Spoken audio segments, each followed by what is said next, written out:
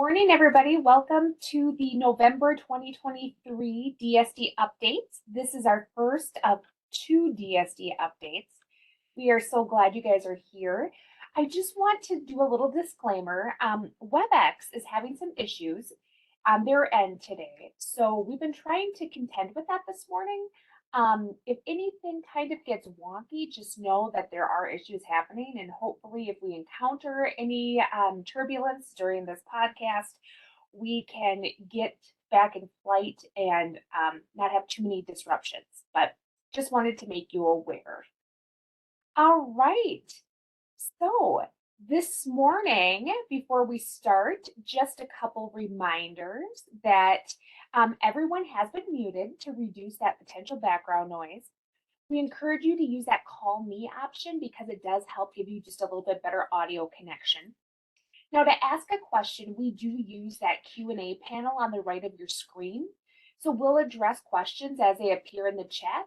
However, if there is no response or we do need to get further policy clarification, we may have to take some questions back and report back later. So this is being recorded and the details will be posted on the training archive page. All right, we have a good agenda this morning. We have a full session. We have Brittany Mogensen and Kyle Dennis with Maggie Munson will be speaking on customized living setting verification. We'll have some DHS announcements. We'll have upcoming training sessions and webinar information. And of course, we'll provide some resources at the end. So please note that information shared today is the information that we have as current as of today's date. So we encourage everyone, please sign up for e-list announcements in order to make sure that you're getting any DSD related information as soon as possible. Now, being that traditionally I like to start with a little funny because I just think that's always, kind of fun to do, I usually have a joke or two. We just came off of Halloween, but we're coming into Thanksgiving. So I figured I had to find a joke that combined the best of both holidays. So what do you get when you cross a turkey with a ghost? Poultrygeist. And in honor of my grandpa, I have to share this last one and then we'll get rolling here. But every year my grandpa always had to have the same joke and every year we laughed. Hey kids, did you hear that grandma asked me today to help fix the Thanksgiving turkey? And I said, why, Mavis? Is it broken? There it is. Just a little history of how I grew up and why maybe I'm such a humor dork. But anyways, thanks for letting me share that, guys. We will get things started and I'm going to turn it over to Kyle. All right. Thank you, Emily. My name is Kyle Dennis, and I am the Regional Resource Specialist Team Lead for the Disability Services Division. Here today because Maggie Munson and Brittany Mogensen have put together some information on customized living setting verification. I will be covering for Maggie today as she's presenting similar information to a trade association for assisted and customized living providers. And well, the reason we want to talk about this today is DSD has received a fair amount of requests from lead agency partners to help provide some additional clarity regarding authorizing customized living services and specific setting requirements that are specific to the CADI and BI waivers. So the following information is going to communicate the setting limitation policies and recommended practices to verify if a person can receive customized living services at a specific setting.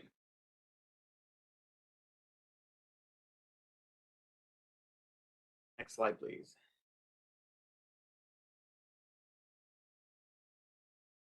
All right, you will see here a bit of a table that we hope you can use and find helpful in the future as you work on your internal processes to guarantee or to work through to figure out if a setting can support a specific person when it comes to customized living. So kind of going to go through this. So customized living settings that were developed and operational prior to May 1st, 2001 have no limitations.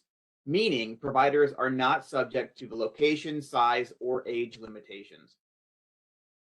If the setting was developed after May 1st, 2001, the setting will have various limitations, which we are going to discuss through the following slides. So the steps to identify a setting's enrollment status and enrollment date and the meaning of the license type will also be explained later in this presentation. And of course, there are a few exceptions to some of these standards that we are going to discuss as well. So location limitations. All customized living settings developed and operational on or after May 1st, 2001 are subject to the location limitation. And there is no end date to this limitation. There are two location limitations, and this slide speaks to the first limitation, that customized living for BI and CADI cannot be delivered in settings that are located on the grounds of an institution. Institutions are hospitals, nursing homes, institutes for mental disease, and intermediate care facilities for people with developmental disabilities. However, if the customized living setting completed the HCBS settings rule heightened scrutiny process with the Center of Medicare and Medicaid Services, they may deliver CL to individuals on CADI and or BI. And there is a link there on heightened scrutiny process for more information on that. The second location limitation, again, this applies to all customized living settings developed and operational on or after May 1st, 2001, are subject to the location limitation. There is no end date to this limitation. This location limitation is specific to settings which are co-located. If a setting is located on the same or adjacent property to a setting leased or owned by the same provider, services can only be authorized for payment in one of those settings. However, if the provider completed the HCBS settings rule provider attestation process, they can deliver CADI and or BI services in both settings. DHS is working to publish a list of settings that went through the provider attestation process and are co-located. DHS is also developing a new process that can be completed by providers with co-located settings that did not go through the initial 2017 and 2018 provider attestation process. So please keep an eye out for an e-list announcement with more information.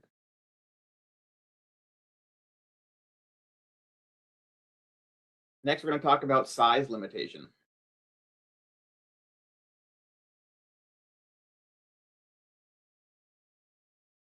Let's advance one more slide.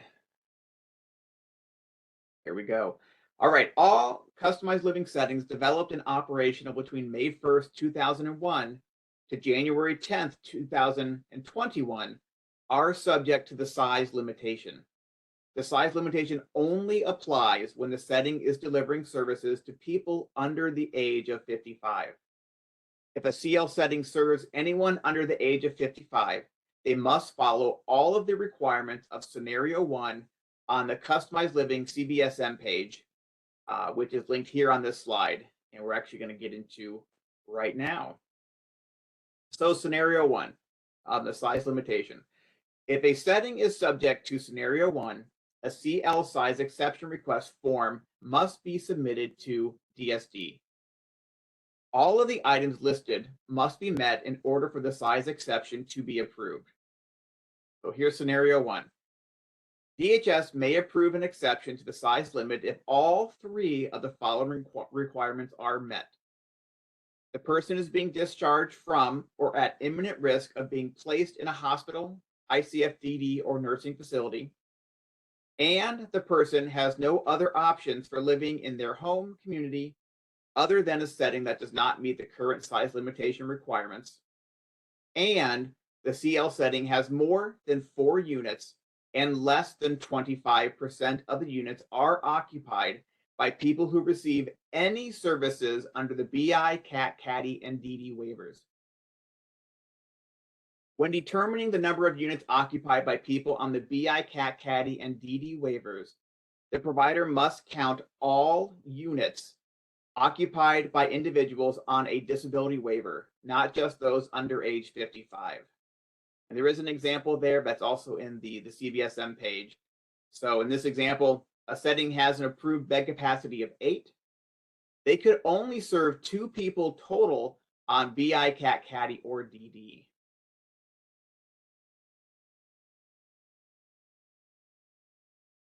We're going to move on to age limitation.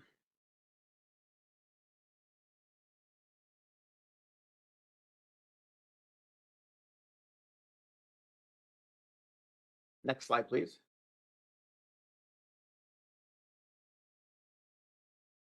All right, all customized living settings developed and operational after January 11th, 2021 are subject to the age limitation. These settings are limited to serving people 55 and older. There are no exceptions to the age limitation. DSD publishes a list of all settings subject to the age limitation in the CBSM. This list is updated on a monthly basis and is a point-in-time list and only reflects settings that have completed all of the required DHS enrollment activities. Again, this published list identifies all customized living settings subject to the age limitation that have been enrolled with DHS. If a setting changes ownership, the CL license type is not affected.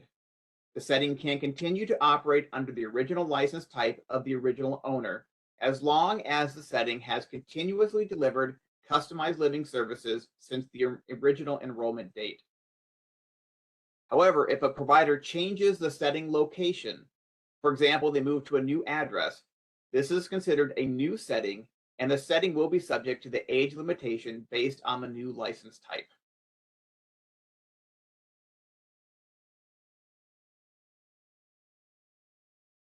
Also wanted to cover for you all the CL moratorium. All customized living settings developed and operational after July 1st, 2021 are licensed by MDH for 4 or fewer beds in a single family home are subject to the CL moratorium. The setting may not deliver CL services to anyone on CADDY or BI. If customized living services are delivered, the lead agency is financially responsible for all HCBS services that are delivered by this provider.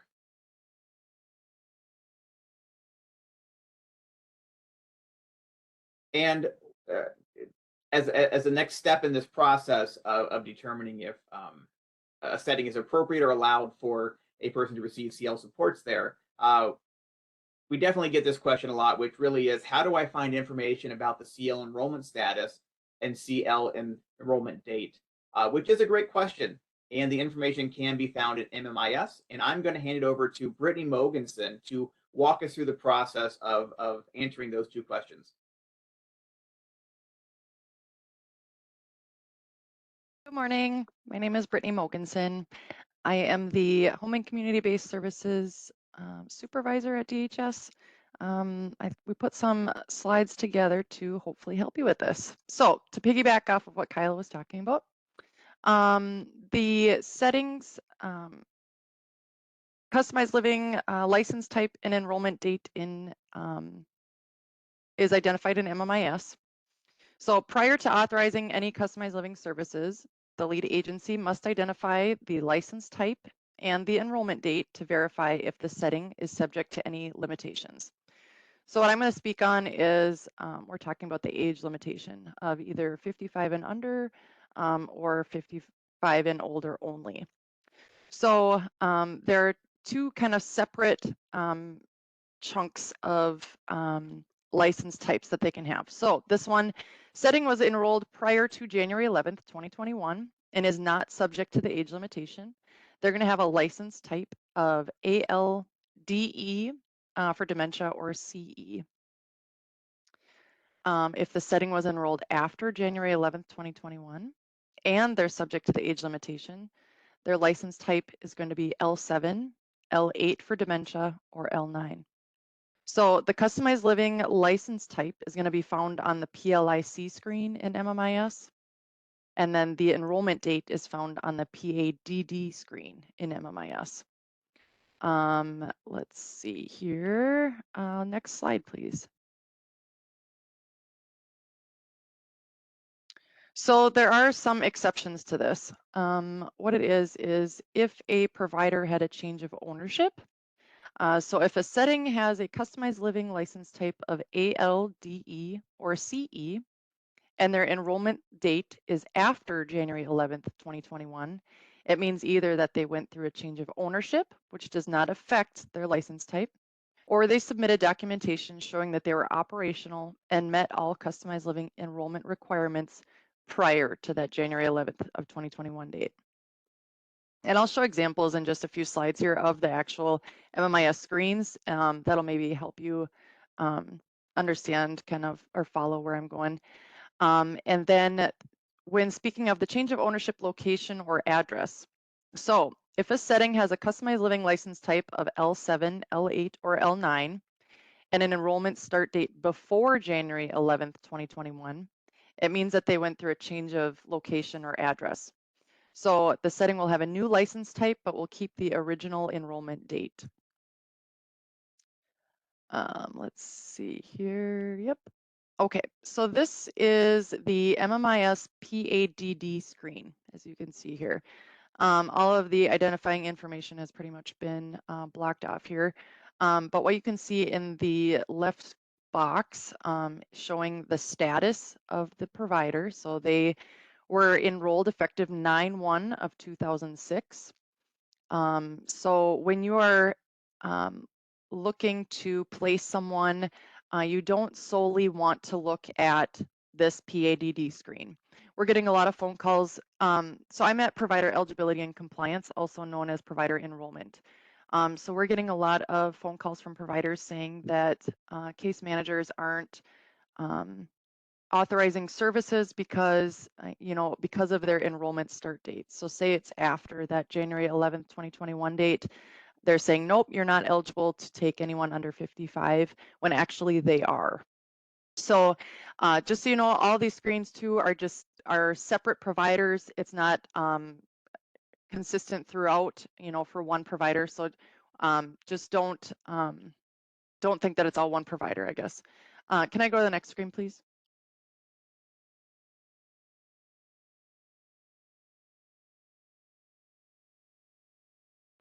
I know that we kind of have a lag with WebEx here. Okay, perfect. So here is the PLIC screen. So this is where you're going to find the license types. So what you see, basically what you're going to do is you're going to look at that license number that starts with the 411 is the assisted living license in this example.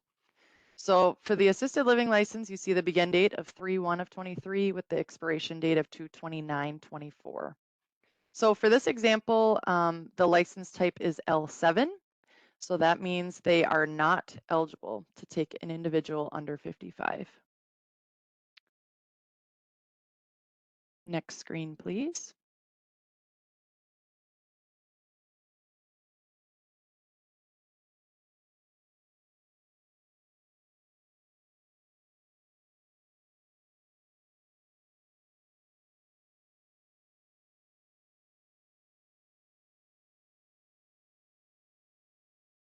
Next one, I think we're looking for a grandfathered, it's called.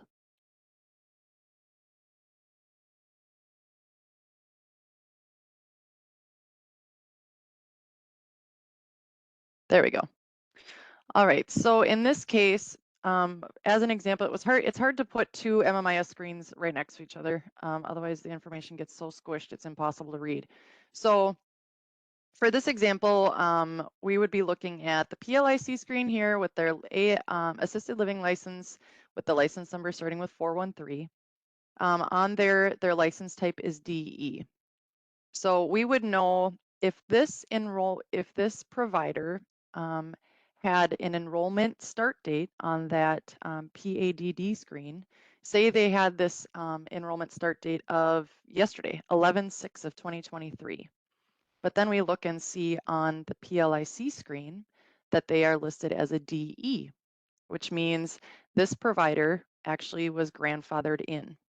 So even though they have an enrollment start date after that January 11th, 2021 date, we have coded them as DE. So in this example, what it would be is they either prove to provider enrollment that they were eligible or they were enrolled prior to that January 11th date, or they were operational, sorry, or they purchased this entity from another provider that did have the ability to serve individuals under 55.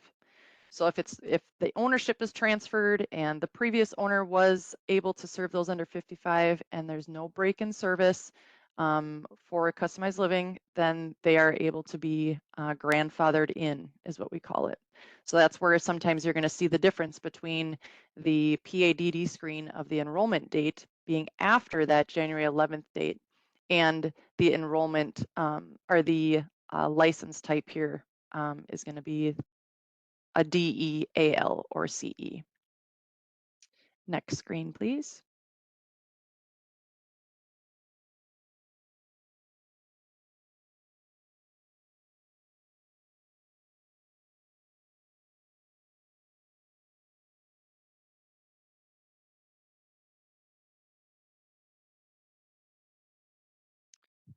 Next screen should say address change. Perfect. Okay, so for this example here, regardless of what the enrollment start date says on here, you're going to see on the PLIC screen, you're going to see they switched. So 4/7 of 2023 for that. Let's go to the second line. So on there, the 4/11, 4/17 or 4/7 2023 to 4/27 of 2023, they were coded as an AL, which means they were operational prior to January 11th of 2021. They were able to serve individuals under 55. However, then you see on that first line, on 4/28 of 2023, there was a change. This means, and their license type was switched to an L7. When you see this, this means that the provider had an address change. So if they were previously able to take individuals under 55, and then they have an address change, even move next door, unfortunately, what it makes them is ineligible to serve individuals under 55 once they have an address change. So that's what it's showing here is it had gone from an AL being grandfathered in to losing those rules and switching to an L7. Next slide, please.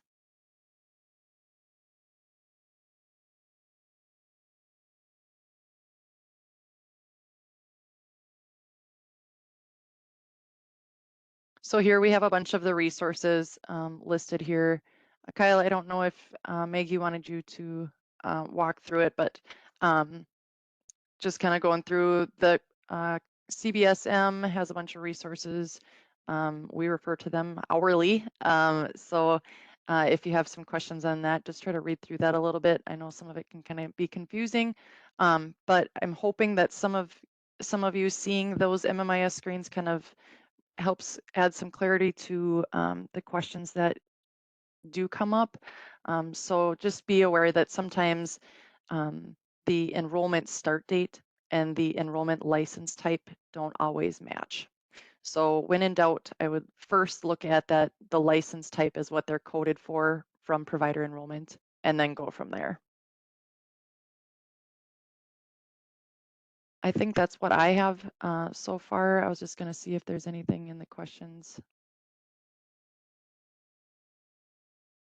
Yeah, Brittany, I think there might be one question for you in the chat.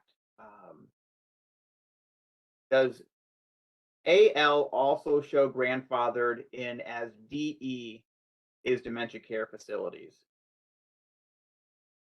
So AL, DE, and CE, all three of those show that they have been grandfathered in, or they are able to accept individuals under 55, is what I should say. It just is the type of assisted living license or entity that they have, showing what services they're providing. Is there anything else that I missed in there?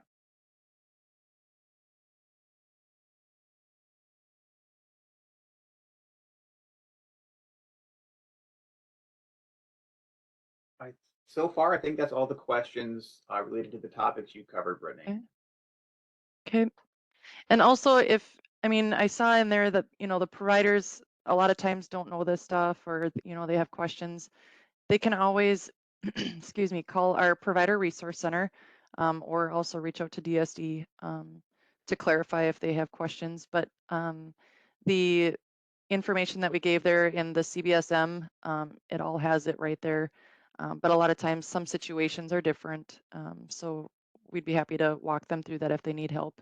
Yeah.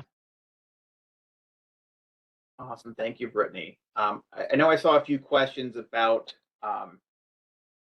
people may not have access to MMIS, which we understand. If you're a contracted agency or even an operated case manager and your work is set up, you don't do a lot of work in MMIS yourself. We would recommend having conversations with the lead agency about creating a process to look into this and get confirmations. So it's something you're going to take back and have some internal conversations about setting up a process to get some of this information vetted within MMIS if you yourself don't have access to MMIS.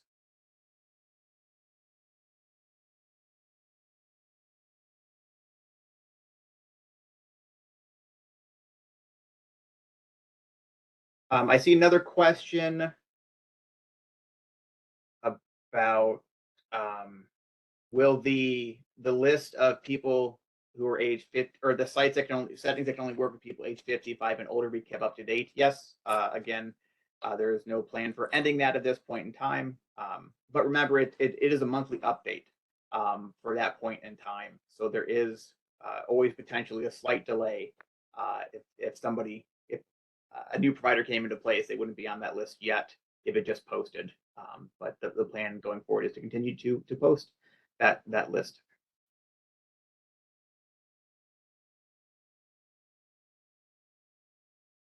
As far as there's some other. Oh, Yes, sorry, Kyle. no, you go. I do see something about, being frustrated that you don't have access to MMIS. I am not aware how that works. Kyle, do you know anything? I'm not sure why case managers wouldn't have access to MMIS, but I think it would be based on how a lead agency does their work. If they're a contracted case manager, they definitely aren't going to have access. But even internal operated, if they set up their work in a way where case aides are primarily doing the entering of data work into MMIS, they may not have access as a case manager. So again, those are some internal conversations that people would have to have with the lead agency.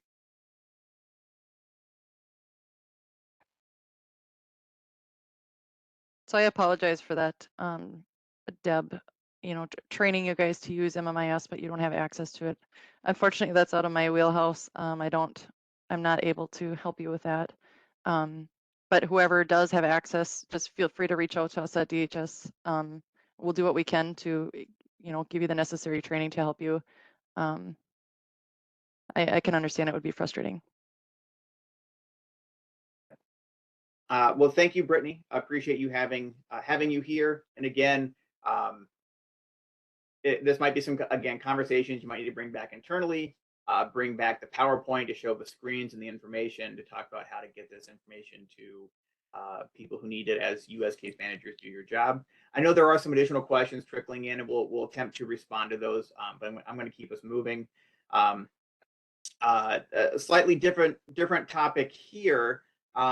But we thought we'd take the opportunity and give you a heads up in regards to integrated community supports. The waiver policy and compliance team is seeking input from ICS recipients on their experience with the service. So if you have anyone on your caseload who's currently receiving ICS or has received it in the past, please let them know about this opportunity. Encourage them to participate. If you've had a person on your caseload receive ICS, you're going to be receiving an email in the next few days, actually, with information on how to help people sign up to share their feedback. Input can be given via a survey and potentially a focus group as well. And just wanted to share, this will be in the email too, I imagine, but all survey participants will receive a $15 gift card. And all focus group recipients will receive a $25 gift card. And access to the focus group is gained by first doing the survey. Getting feedback from people receiving the service is vital to helping us make needed adjustments to the service and enabling it to be beneficial and successful. So heads up on that, that's coming out. Just wanted to give you that heads up so you understand what's happening and why you received that. and then to pass it on to people who are receiving ICF services. All right, thank you. I'm going to pass this back to Kerwin. Kerwin, here you go. Thanks, Kyle. Hello, everyone. My name's Kerwin McKay. I'm a regional resource specialist located in northeastern Minnesota, and I'll be reviewing our DHS announcements this morning. Next slide, please.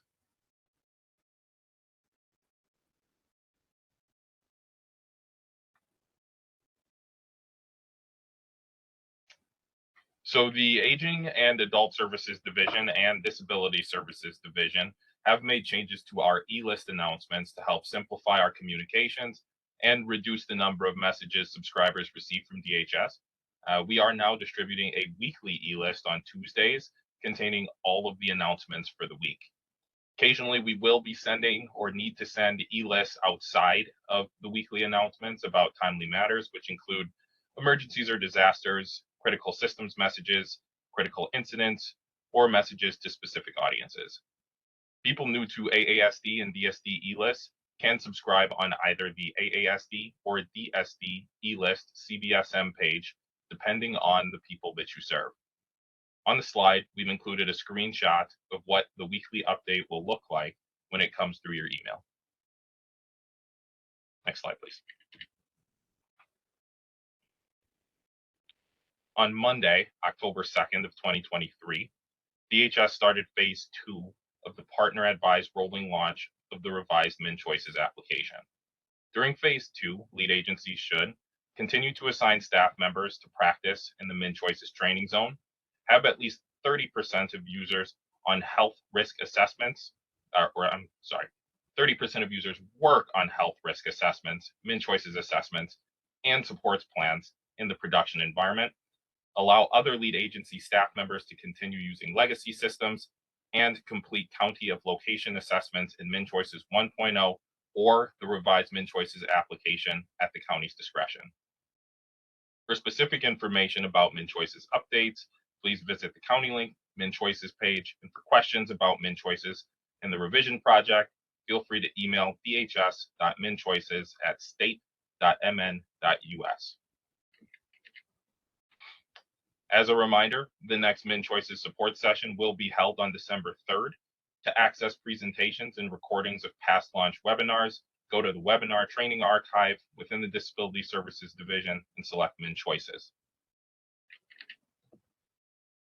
The new LTSS remote assessment policy did go into effect on November 1st of 2023. Remote reassessments conducted by interactive video or telephone may substitute for in-person reassessments in certain circumstances. For AC, ECS, and EW, lead agencies must review the previous year's assessment to determine if a person meets the requirements to complete their next reassessment remotely. For the disability programs, BI, CAC, CADI, and DD, lead agencies must review the previous 2 years' assessments to determine if a person meets the requirements to complete their next reassessment remotely. Please review the updated assessment applicability and timeline CBSM page to review this updated policy and the other situations when an in-person assessment is required. Next slide, please.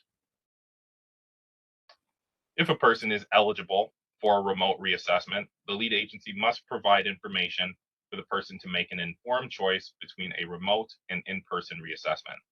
Informed choice means a person understands all options available to them, including the benefits and risks of their decision.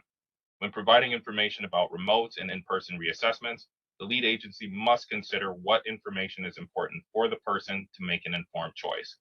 Some examples of that include communication considerations, such as the need for an interpreter, hearing loss, or memory loss specialist, the person's individual situation, such as a recent move, hospital or institutional stay, or changes to the person's physical health, mental health, or supports needs, and the person's preferences, concerns, and feedback about the information that's being provided. When selecting a remote reassessment in MinChoices, the lead agency must document in the corresponding text box that they were offered informed choice. For additional information about informed choice, please refer to the CBSM Guide to Encouraging Informed Choice and Discussing Risk. Next slide, please.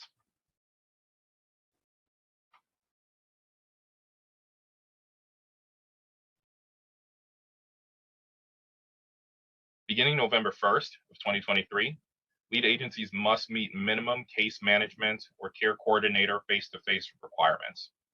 Face-to-face requirements may only be met with an in-person meeting. Virtual visits can no longer be documented as a face-to-face visit. Please see the April 4th e-list for more detailed information. Next slide, please.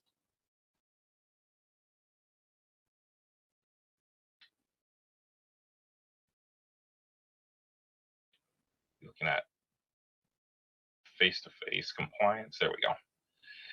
Case management visits that are held remotely before November 1st of 2023 will be counted as face-to-face visits.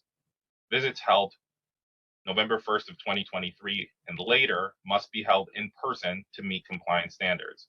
Essentially, when a person's waiver span begins on or after November 1st of 2023, face-to-face visits must occur in person to meet face-to-face requirements.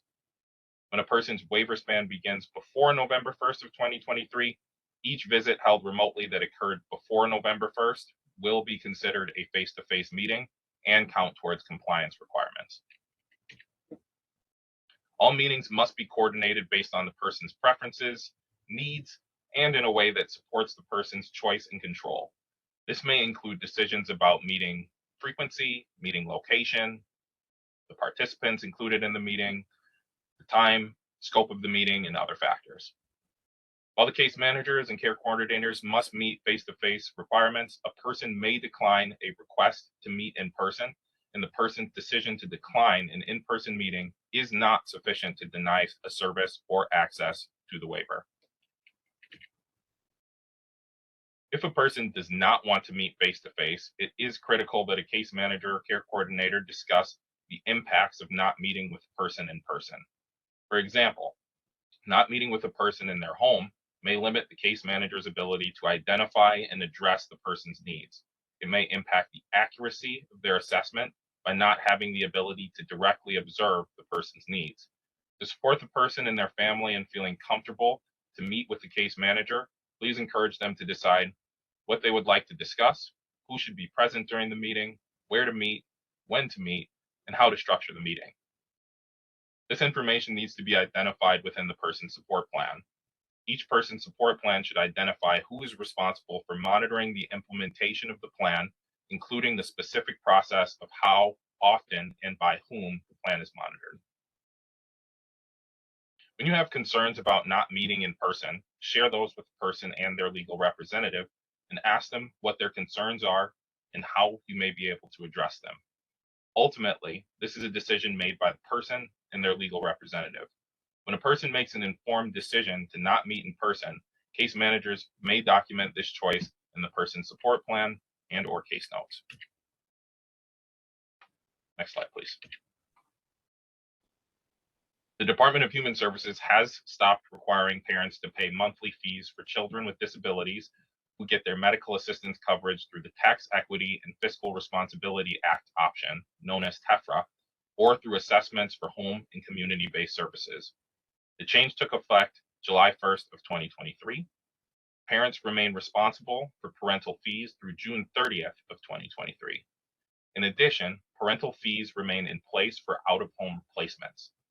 The bulletin linked on the slide provides a contact for people, families, and those who support them to call and determine the fees owed. DHS will be implementing rate and budget increases on January 1st of 2024, which will affect multiple programs. Rate changes will occur on a rolling basis throughout 2024 and will apply at the time of a person's service renewal or service change. Just a reminder that lead agencies should not make rate changes for any dates after December 31st of 2023 until they have received the all clear to do so. DHS will be sending out future communications as we update rate and budget related eDocs, policy pages, and instructions. For the full list of rate and budget increases, see the e-list that will be linked on this slide. Next slide, please. DHS is continuing to work with the Centers for Medicare and Medicaid Services, also known as CMS, on preparing a formal submission of a state plan amendment for CFSS.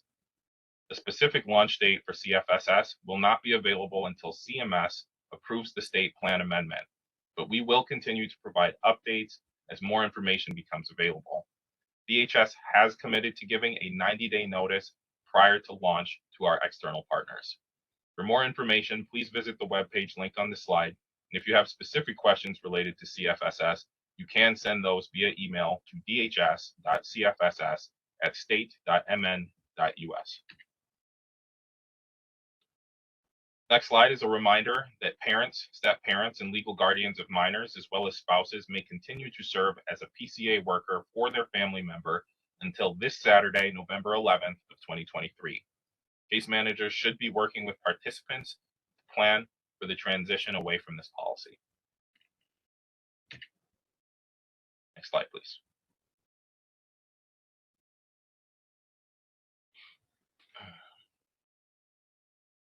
Next slide, please.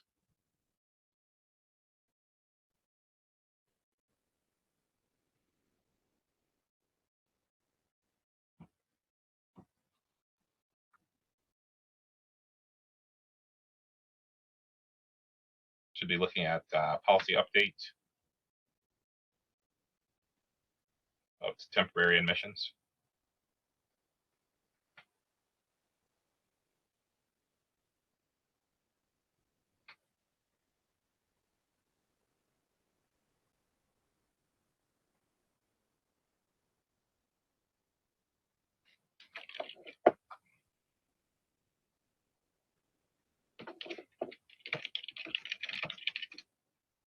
So effective retroactive to May 1st of 2022, people who used the DD waiver and were temporarily admitted to certain settings for up to 121 days may restart waiver services without an assessment when they are ready to return to a community setting.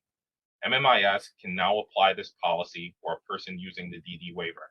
If the lead agency has already entered a waiver exit, no action is needed. Contact the service agreement and screening document or SASD support team for help reopening the waiver. We also want to make you aware that the microgrant program window is open. The microgrant is a grant program that is offered to people with disabilities and can be used for employment, housing, or community integration goals with award amounts ranging from $100 to $2,000. The application review and grant award process may take up to 45 days to complete. Applications will be accepted from the person, their support staff, family, and friends. Only one microgrant per year may be awarded to a person. If you would like more information, you can contact the ARC at microgrants@arcminnesota.org or by calling 952-920-0855 with any questions. We also wanted to alert you to a new resource for assisted technology and service planning guidance for people on brain injury, CAC, CADI, and DD waivers. This resource provides lead agencies and providers with guidance and answers to frequently asked questions to use when helping people access support technologies. I think we'll take a brief second here to pause and possibly answer some questions here. You have any questions? What are we seeing here?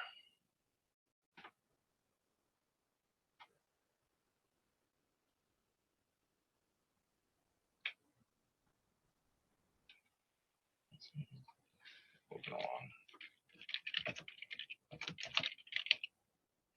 Karen, we've got quite a few questions coming in, and we're working on responding to those through the chat. Nothing verbal at this time. Sounds great. Thanks, Cass. We'll go ahead and I'll pass it back off to Emily Miller to discuss some upcoming training sessions and webinars. Thanks, Emily. Thanks, Kerwin. All right, we're on our home stretch now, kids. So we're going to talk about our upcoming training sessions and webinars that will be coming your way. Okay, we want to remind you that the upcoming Building Your Skills sessions for the remainder of the 2023 year are down to just December 20th. So each month we focus on a different area of foundational knowledge and skills needed to do effective support planning. So please note, this 2023 schedule is now a change. The date is now December 20th, and you register for those via train link. All right, DHS is going to be holding quarterly webinars for anyone interested in the disability waiver rate system. So there's one final session for this year, and you register for that as well on TrainLink. That final session is going to be Wednesday, December 13th. So an e-list is sent out prior to each meeting with the agenda details.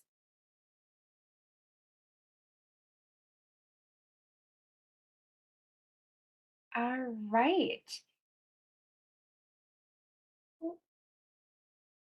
Sorry guys, my slide thing is being a little goofy here. All right, the Moving Home Minnesota team, they currently hold quarterly community of practice meetings for the Moving Home Minnesota and relocation service coordination providers, as well as the lead agency representatives. Now, at these meetings, they come together to discuss the best practices, updates, and provide feedback on policies and services. It's also an opportunity to share resources and find better ways to improve practices and work together. So their next meeting is scheduled also on December 13th from 10 to 2, and that is held virtually for that next meeting. So additionally, they're going to begin offering quarterly virtual office hours for Moving Home Minnesota and RSC providers only, and then a separate time for lead agency representatives.